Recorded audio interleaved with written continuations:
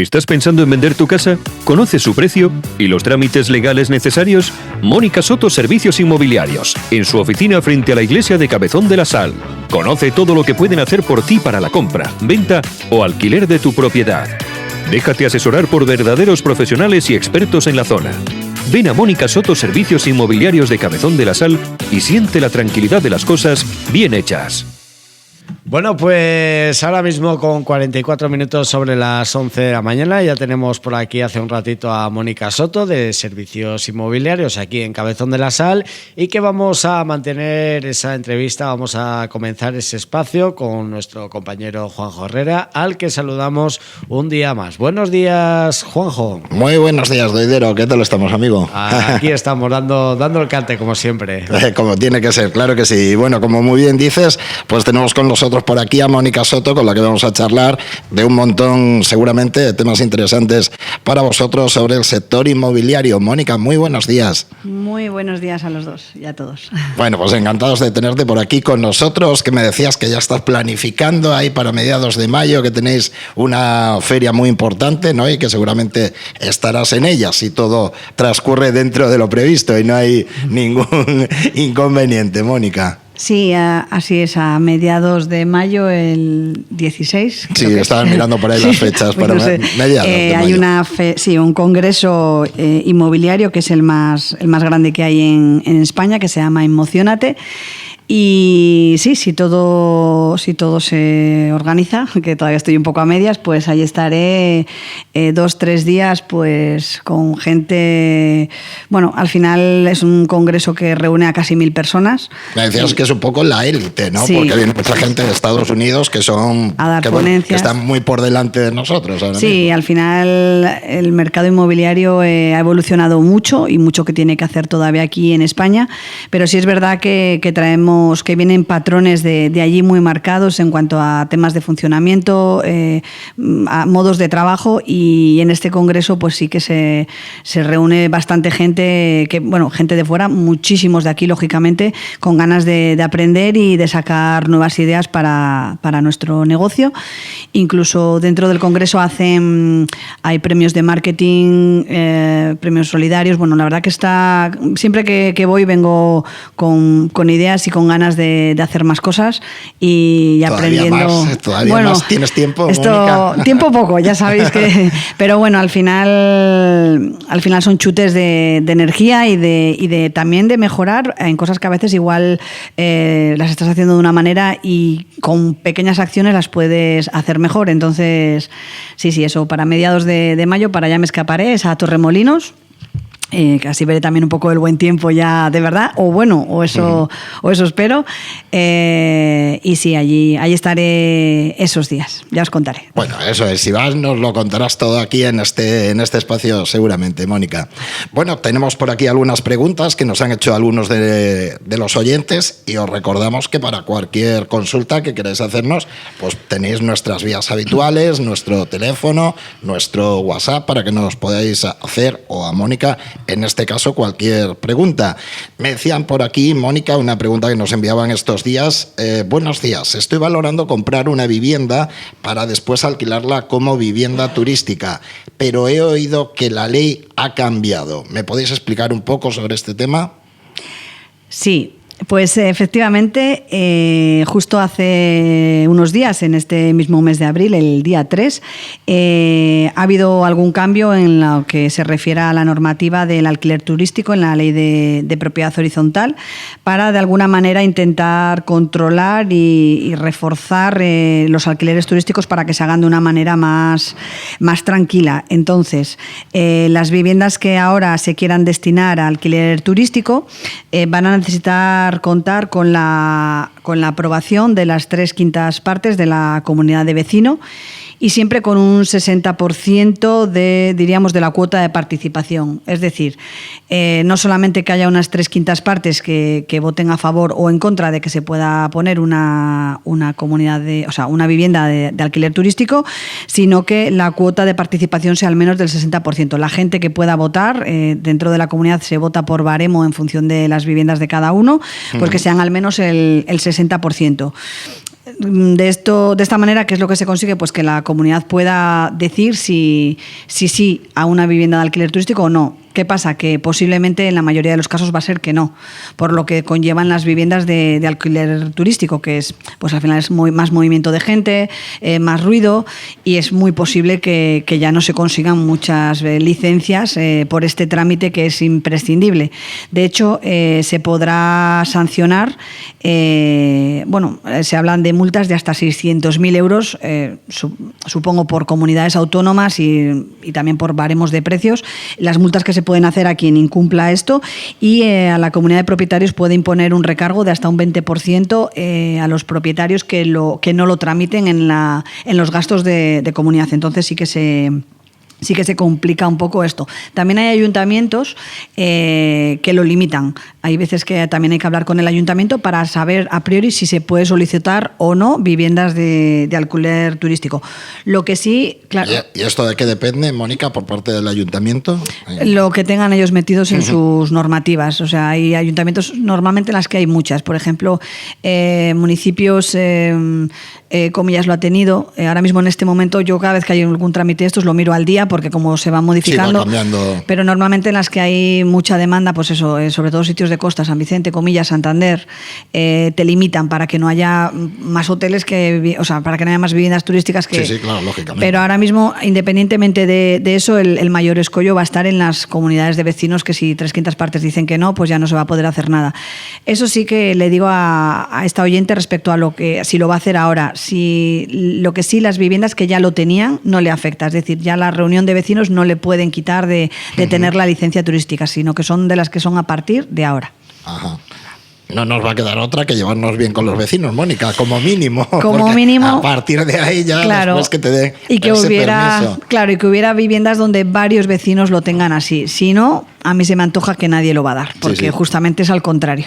Empieza a haber quejas de vecinos donde hay viviendas turísticas que no lo quieren. Uh-huh. Bueno, tenemos por aquí otra pregunta sobre el tema del alquiler. Nos decía un oyente, dice, estoy pensando poner en alquiler un piso que tengo vacío. ¿Qué me recomendaríais para no tener problemas? No sé muy bien a qué problemas se puede referir, pero bueno, es la pregunta que nos trasladaban, Mónica. Vale, bueno, pues a ver, al final lo que hemos dicho ya más veces, alquilar una vivienda supone un riesgo, sí que te puede generar en estos momentos una renta muy buena, pero todo esto es así hasta que te toca un mal inquilino. Uh-huh. Entonces, ¿qué podemos hacer un poco para prevenir este tema, ¿no? El tener a una persona que luego nos pueda dar problemas? A priori yo siempre digo pedir una nómina, que sepamos que es una persona que está trabajando, o la pensión en el caso de que sea una persona ya pensionada, o incluso la opción de poner un aval en ese contrato. Luego, muy importante, hacer un buen contrato de alquiler donde establezcas bien pues una serie de rescisiones si no se cumplen, de cláusulas de impago por daños, o sea, de manera que quede todo bastante amarrado en el caso de que algo fuera mal. Yo por defecto siempre digo, yo tengo que pensar mal para que luego si pasa algo estar prevenidos. Sí, claro. Pero es muy importante tener contratos. A veces vemos contratos de gente que lo ha alquilado, lo ha bajado de internet o ni han hecho contrato, y claro, llegan los problemas. Cuando todos nos llevamos bien va todo fantástico, pero cuando llegan los problemas, si no tienes un documento escrito de dónde poder tirar, pues tienes problemas. Y luego... Pues que todas esas cosas, todos esos trámites que nos estás contando que se deberían de realizar en este tipo de alquileres, una persona particular, si no cuenta con la ayuda de una inmobiliaria, no lo hace habitualmente, Mónica. Claro, hay veces, pues eso, son propietarios que tienen una vivienda vacía o la vivienda que han heredado de los abuelos y dicen, pues mira, antes de venderla o no, la voy a alquilar, más oyendo cómo está el tema del alquiler, ¿no? Y yo siempre digo, a ver, muchos alquileres salen bien, pero claro, cuando nos toca el malo es cuando nos echamos las manos a la cabeza. Y es importante porque la normativa cambia tanto que hay que tener las cosas claras en el momento actual. No vale igual el que se haya hecho hace un año con el que se pueda hacer ahora. Y otra de las cosas que suelo recomendar con el tema de los alquileres es que se haga un seguro de impago. El seguro de impago de entrada va a filtrar, porque ya pide la nómina, lógicamente, va a filtrar si esa persona tiene alguna deuda, y luego te va a cubrir por si no te pagan el alquiler. Ellos te van a pagar el alquiler desde el primer momento, así como los daños que te puedan ocasionar en la vivienda. Y la defensa jurídica, es decir, si hubiera algún problema, ellos desde el primer mes te van a empezar a pagar el alquiler y ellos son los que van a tener un litigio con el inquilino. De manera que muchas veces hasta para el inquilino el saber que hay un seguro por detrás no es ya un propietario que esté llamando a la puerta de oye que no me has pagado, oye que me debes la luz, porque eso al final todos tenemos nuestra vida, nuestros trabajos y la energía es la que es y a veces uno no llega a final del día para llamar a la puerta del que nos debe dinero, ¿no? Pero cuando ya hay una empresa que se dedica a esto, el inquilino sabe que esto es así, ¿no? Entonces yo eso lo diría un poco a modo de a priori. Que ya tenemos el problema, hemos alquilado la vivienda y tenemos a un inquilino que pues eso, no nos está pagando en fecha o no nos está pagando, por ejemplo, que son los casos más habituales, aunque hay muchos más aparte del pago, es decir, pues que meta mascotas cuando no se debía, que ocasione ruidos a los vecinos, o sea, hay una serie de cosas que hay que cumplir y hay veces que hay gente pues que no la cumple, ¿no? Entonces, siempre que hay un problema, yo lo primero es una reclamación que se haga por escrito. Yo siempre recomiendo que se mande un burofax al inquilino, pero que conste por escrito que se ha hecho esa reclamación. Luego, iniciar un proceso de desahucio si hay que echarle, si esa persona no se va por las buenas, lógicamente. Esto siempre lo mismo, si tienes un buen contrato es más fácil porque ya hay cosas amarradas, o sea, ya hay cosas que han dicho, no es yo te dije, yo entendí. Sí, que han firmado las dos partes. Eso es. Entonces eso es importante. Y bueno, aquí en Cantabria, poquito, ¿vale? Pero sí hay algunos ayuntamientos que tienen incluso un servicio de mediación, pero claro, corresponde a las localidades más grandes, que es en Santander y en Torrelavega. Uh-huh. En la mayoría, en el resto de los pueblos que yo sepa, a veces me puedo ir encontrando con ello porque, por lo que hablamos, van cosas cambiando día a día, no lo tienen, pero bueno, si fuera una de esas localidades, pues también saber que se cuenta con ese servicio de mediación que también puede ayudar. Entonces estas serían un poco las medidas. Lo primero es intentar filtrar. Tema de amistades peligroso no porque las amistades sean malas, sino porque a veces nos dejamos llevar por no pasa nada y luego sí que pasa, lo veo. No se hacen esos papeles, esos trámites y no, siempre digo, da igual, no se firma lo que hay que ser muy firmar. buenos amigos, pero dejarlo todo escrito, que lo escrito se lea al final. Ese sería un poco el consejo. Bueno, se nota, Mónica, en el mercado el miedo al alquiler, porque sabemos que hay mucha demanda de viviendas y sin embargo los datos parece que indican que pisos y casas hay. Lo que pasa es que no se llegan a alquilar. ¿Por qué? Hay miedo precisamente por esto que hablamos, por si tienes algún problema, los trámites son muy largos. Nos encontramos a veces con casos de 2 años para echar a una persona de una vivienda. Entonces, ahora mismo... Es mucho tiempo. Claro. Ahora mismo yo me centraría mucho ya que hay mucha demanda, en intentar seleccionar lo mejor posible. Hay veces que hay clientes que me dicen como si fuera para ti. No, pues al final es un poco eso, es intentar buscar al cliente. No tenemos la varita mágica, porque siempre digo, nos viene todo el mundo con su mejor cara, pero para eso está la parte burocrática que podemos intentar cubrir. Pero es verdad que el problema está ahí porque a la hora de echar se les ampara mucho y a veces pagan justos por pecadores también. Entonces cuesta mucho echar sobre todo a determinados grupos de gente y claro, al final es un problema, porque incluso dicen, es una persona vulnerable, es que te dicen, es una madre con unos hijos, que la señora puede ser la mejor señora y todo perfecto, pero ya saben que si hay un problema, por ejemplo, a ese tipo de perfil le va a costar más echar, con lo cual al final la normativa hasta les perjudica a ellos. Es alguien que no sea tan bueno, se aprovecha de esa circunstancia. Eso es, y al final esta gente pues tiene incluso problemas a la hora de alquilar, lo cual es muy injusto, pero la ley lo ha puesto de tal manera que en vez de ampararlos, los está perjudicando. Bueno, pues tenemos por aquí otra pregunta. Cualquier consulta, como decimos, que nos queréis trasladar, tenéis con nosotros las vías habituales. Me decían por aquí, Mónica, voy a vender una casa y pensaba que los gastos de notaría los pagaba el comprador, pero me dicen en la notaría que por ley también los tengo que pagar yo. Dice, cuando yo compré la vivienda lo pagué yo todo. Dice, ¿esto por qué? ¿A qué se debe? Vale. Bueno, esto posiblemente, a ver, lo cuento de otra manera. La ley dice que los gastos de otorgamiento de la escritura pública son de cuenta del vendedor. Esto es lo que dice la ley. Los gastos de notaría y luego la primera copia y sucesivas, eso ya son por cuenta del comprador, salvo pacto contrario.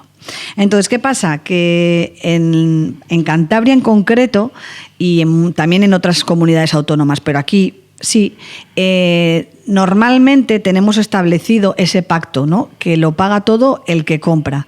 Pero hay compradores, sobre todo cuando viene gente de fuera, sobre todo hay muchos casos con gente de Madrid, que nos dicen, no, es que la ley dice... Y tenemos ahí un poco de trifulca, ¿no? La ley dice que lo tiene que pagar el vendedor. Hablamos que el gasto de notaría es uno de los más caros en cuanto a tema de papeleo. Si el gasto pueden ser 800 euros, pues es que igual al vendedor en este caso le corresponderían pues 500, 600 euros perfectamente. Pero aquí es verdad que en Cantabria, de hecho, todas las notarias con las que hablo, lo tenemos así, o sea, es ya un pacto hecho. ¿Qué pasa? Que cuando no hay un contrato previo, sino pues, mira, te cojo, te vendo la casa, no sé qué, y te viene, sobre todo digo, alguien de Madrid, no quiero que suene muy así, pero es verdad, son los que más, porque se ve que allí lo tienen ya de otra manera establecido. Tú hablas de casos generales, sí. Y que te han ocurrido. Exactamente, ¿no? Sí. Puede venir quien te diga, no, es que por ley... entonces yo en los contratos hay que dejarlo puesto. ¿Cómo se reparten los gastos? Gastos de impuestos, notaría, que sería este caso, y registro por el comprador, y el vendedor la plusvalía o el beneficio que tenga a nivel de fiscal el año que viene, lo que fuera. Pero dejarlo aclarado, porque es verdad que está pasando, ¿no? Entiendo a esta persona porque posiblemente ahora esté vendiendo, casi seguro, alguien de fuera, no sé de qué provincia, pero de fuera, sí, y se lo hayan dicho. Por lo que nos comenta, porque sí. Ahora le dicen como en la notaría como que lo tiene que pagar los dos. Y se queda la gente como diciendo, ¿cómo va a ser si yo cuando compré lo pagué yo solo? ¿No? Pues yo aquí le diría que esto, o sea, si no lo tienen escrito, que lo ponga como condición, es decir, mira, al final él es el que compra, es el primer interesado en que se haga eso ante notario para que ya quede a su nombre en documento público oficial, y al final seguramente va a acabar asumiendo ese gasto. Lo que pasa que, bueno, ellos dicen, si me puedo ahorrar 500 euros, pues me los ahorro. Entonces, igual que ya lo pago, yo le diría que se mantenga firme, pero que si hubiesen hecho un contrato de arras previo, eso estaría bien que hubiera quedado ahí establecido. Si le tiene hecho, que lo mire, a ver qué es lo que se ha puesto, porque aunque la ley dice, la ley también pone salvo pacto contrario. Entonces, eso es un poco lo que nos ampara, el pacto contrario. Y aquí en Cantabria, por defecto, lo paga siempre el que compra, no el vendedor. ¿Cuántas cosas está bien, Mónica, hacerlas previas, y hablarlas sobre todo, sí, y que quede todo bien clarito y al explicado? Final, claro, en cualquier procedimiento de este tipo en los que se mueven además importantes sumas de dinero, es importante el aclarar todo lo máximo posible, porque a veces incluso aunque esté todo muy aclarado, surgen dudas al final. Entonces, el contrato tiene que estar bien explicado. Siempre es importante cualquier duda, a más absurda que parezca, que se pregunte, porque, bueno, nadie tiene por qué saber de esto y porque a veces se utilizan palabras muy técnicas. Entonces, es importante que se pregunte absolutamente todo y que cuando se vende una propiedad, una vivienda, que se haga un inventario de lo que queda, de lo que no, porque al final nos encontramos discutiendo por unas lámparas, algo que realmente nos da un poco igual, pero no viene al caso de en que la gente se enfrente. Pues ahora quiero firmar este día, pues no, porque me quito las lámparas. Entonces no tiene ningún sentido, ¿no? Hay que bajar a veces a lo que es lo realmente importante, pero si al final lo tienes todo hablado y escrito, pues mejor que mejor. Y así no tenemos sorpresas, y cuando vayamos a notaría es ya el último paso y el más tranquilo de todos. Por eso es importante contar con tu agente de confianza inmobiliario para que te explique todas estas cosas, porque supongo, Mónica, que también os encontraréis casos casi que a diario de gente que se haya puesto por su mano mayor a hacer todas estas cosas y cuando se le ha complicado el tema hayan acudido a vosotros. Sí. La verdad que nos ha pasado en varias ocasiones. Hace muy poquito nos pasó justamente esto. Alguien a quien yo conocía personalmente, bueno, pues iba a vender su casa y entre que sí que no, le apareció un comprador, empezó con los trámites, me estaba preguntando, pues Mónica, ¿esto cómo se hace? Pero dio algún paso no demasiado certero y al final esa venta se le cayó.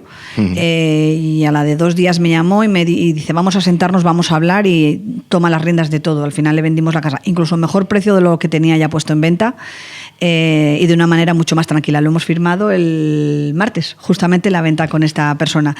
Entonces, bueno, sí es verdad que a priori siempre parece algo fácil, pongo unos anuncios, pero es que luego hay una parte por detrás, pues cuando hay que hacer una cancelación de hipoteca, cuando hay peleas que digo yo que a veces tenemos que tener las inmobiliarias con los bancos, no peleas, pero sí cubrir un poco y que la gente sepa lo que está haciendo. Cuando te retienen un dinero para la cancelación de tu hipoteca es algo que casi no se explica y la gente dice, ¿cómo que me retienen 1.000 o 1.200 euros? ¿Para qué?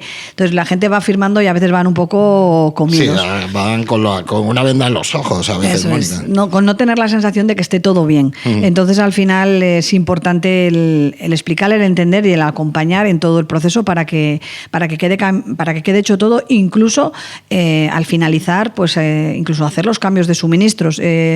Nosotros, por ejemplo, nos encargamos de ello, pero hace años que no se hacía.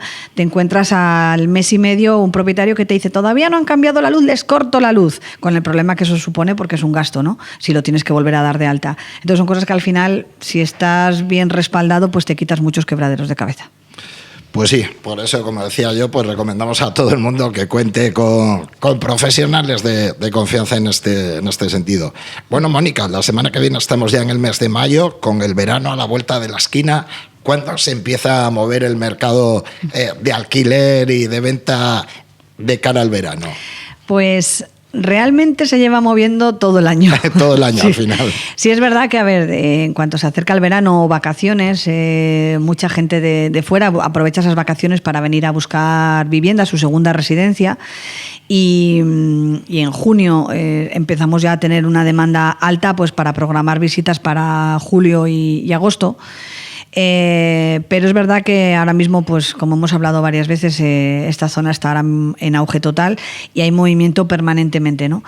Porque además saben que si sale una vivienda en venta no pueden esperar un mes a venir a verla, sino que a veces se organizan visitas de viernes por la tarde, sábado, de vengo y me vuelvo, ¿no? Para no perder esa vivienda que uno quiere, porque vuelan las... Sí, no vuela. Sí, vuelan las viviendas. Entonces, bueno, nosotros en cuanto a tema de venta, en cuanto a tema de alquiler turístico como tal, no llevamos. Eso al final hay empresas que solamente se dedican al alquiler turístico. Sí que nos llegan gente que nos pregunta, que nos dice alguna cosita, hacemos así de manera muy puntual, pues porque el propietario igual tiene algo en venta y decide alquilarlo, pero ya digo que de manera muy, muy puntual. Entonces, bueno, sí es verdad que esto, por ejemplo, desde enero y cuando sí lo hacíamos, de un año a otro, las mismas viviendas te las vuelven a reservar y es un no parar el tema del alquiler turístico. Entonces, bueno, llegamos a fechas complicadas, sí, complicadas y bueno, de aquí a lo que queda de año se empieza a enseñar mucho y luego a cerrar operaciones, muchas en septiembre, octubre, ahí es cuando hasta final de año estamos cerrando pues todo lo que se ha trabajado primero, ¿no? Uh-huh. Bueno, pues recomendamos a todo el mundo que no lo deje para última hora, ¿eh?